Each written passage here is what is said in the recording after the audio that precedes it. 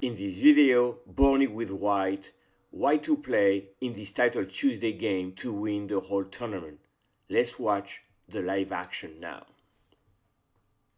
Murzin defends actively, brings his queen out. He's going to try and force a queen trade in the near future. Murzin, if the queens come off, oh, there we go. If the queens come off, black is winning, but knight takes. Do not take this pawn with your, do not take this knight even with your pawn. There would be a queen takes pawn sacrifice and a rook sliding across with a checkmate. That is the threat. Queen takes pawn, checkmate. Black surely only has one move now. I think you just have to take that knight off with your bishop. Only way to survive.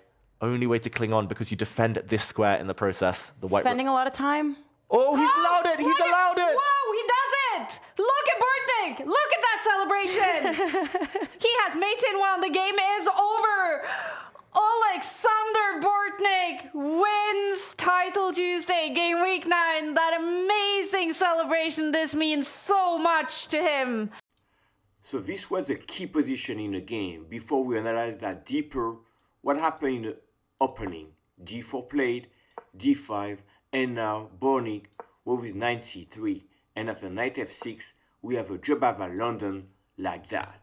We don't play with the regular London, which would be c2, c3, but we play with the knight on c3. So very nice opening play. Bortnyk has prepared that at length, and here he goes with knight e5. The knight here creates some problem, and eventually we had a nice position here.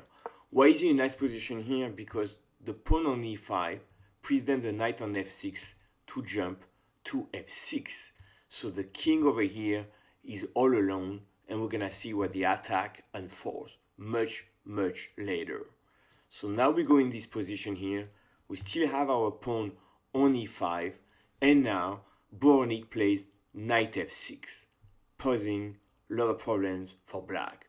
This is not the best move. If you were to look at an engine, queen f3 is favored, but knight f6 is critical here for black to find the answer, and Murzin sensed it was a critical moment, but played g takes f6, which is obviously a blunder, and we've seen in the game queen h7, beautiful finish, brilliant move.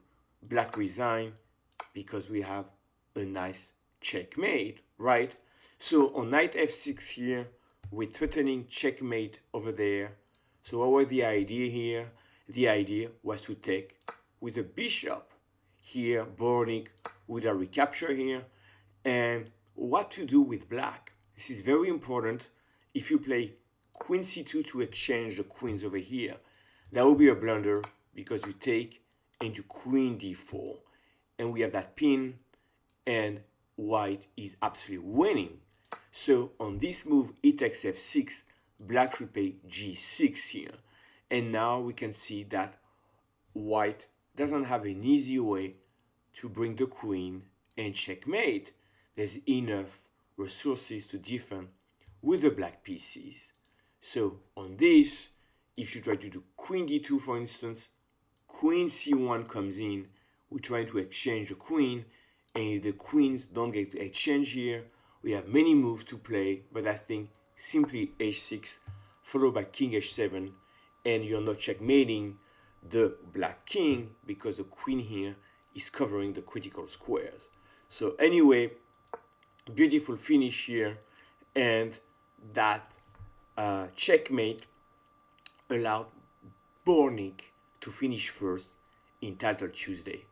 I see you in the next one.